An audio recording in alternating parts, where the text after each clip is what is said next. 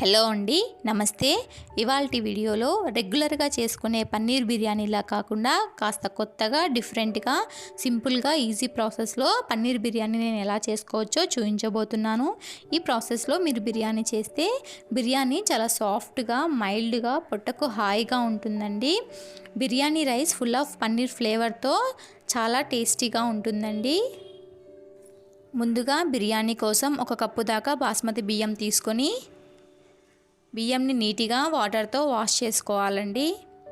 ఇలా వాష్ చేసుకున్న తర్వాత బియ్యం మునిగేంత వరకు వాటర్ని యాడ్ చేసుకొని బియ్యంని 1 గంట పాటు నానబెట్టుకోవాలి.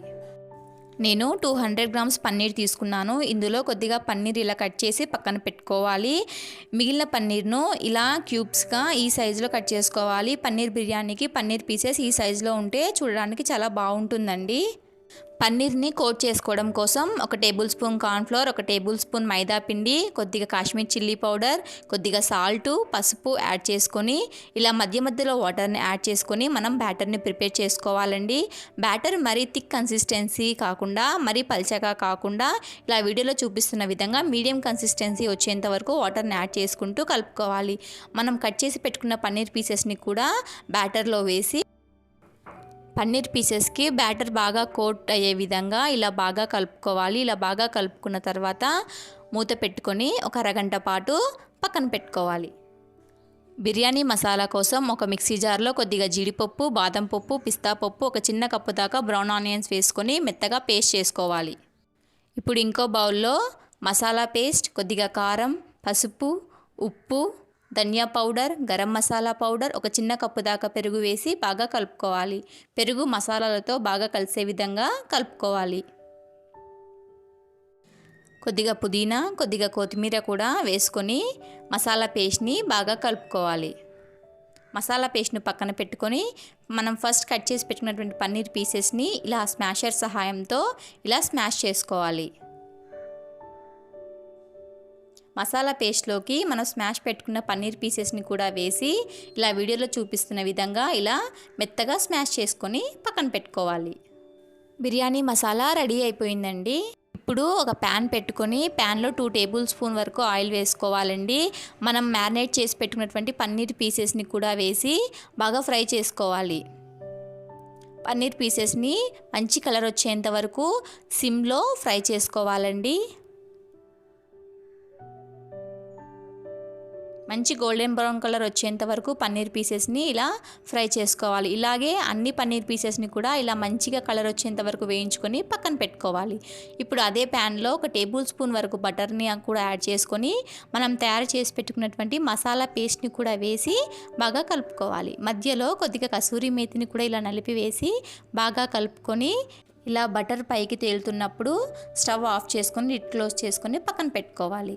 రైస్ ఉడికించుకోవడం కోసం 1 గిన్నెలో సగం దాకా నీటిని పోసుకొని బిర్యానీ ఆకు, దాల్చిన చెక్క, ఇలాచి, లవంగం, అల్లం వెల్లుల్లి పేస్ట్, కొత్తిమీర, పుదీనా, కొద్దిగా ఉప్పు యాడ్ చేసుకొని బాగా కలుపుకోవాలి. ఇలా బాగా నీళ్లు మరలేటప్పుడు గంటపాటు నానబెట్టుకున్నటువంటి బాస్మతి బియ్యంని వేసి బాగా కలుపుకోవాలి. బిర్యానీ కోసం రైస్ 90% కుక్ అయితే చాలండి. రైస్ 90% కుక్ అయిన తర్వాత స్టవ్ ఆఫ్ చేసుకోవాలి.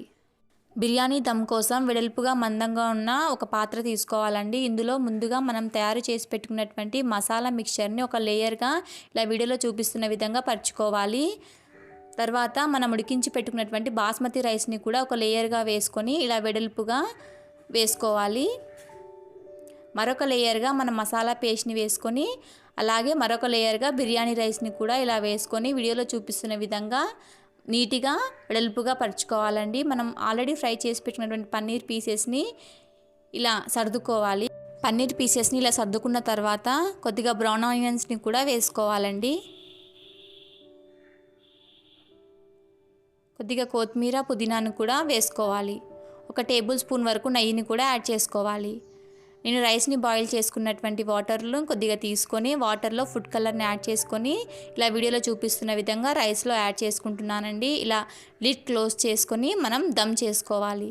ఇప్పుడు బిర్యానీని దమ్ చేసుకోవడం కోసం ఒక ప్యాన్ తీసుకొని ప్యాన్ పూర్తిగా వేడెక్కిన తర్వాత మాత్రమే స్టవ్ను సిమ్లో ఉంచి మనం బిర్యానీ హండీని ప్యాన్ పైన పెట్టుకోవాలండి. ఒక 20 మినిట్స్ వరకు బిర్యానీని మనం లో ఫ్లేమ్లో దమ్ చేసుకోవాలి. 20 మినిట్స్ తర్వాత స్టవ్ను ఆఫ్ చేసుకొని మనం బిర్యానీని ఒక 20 మినిట్స్ పాటు వదిలేయాలండి. ఆఫ్టర్ 20 మినిట్స్ మనం బిర్యానీ లిడ్ ఓపెన్ చేసి చూస్తే బిర్యానీ రైస్ చాలా పొడి పొడిగా, మసాలా అడుగంటకుండా, బిర్యానీకి మసాలా బాగా పట్టి చాలా టేస్టీగా ఉంటుందండి.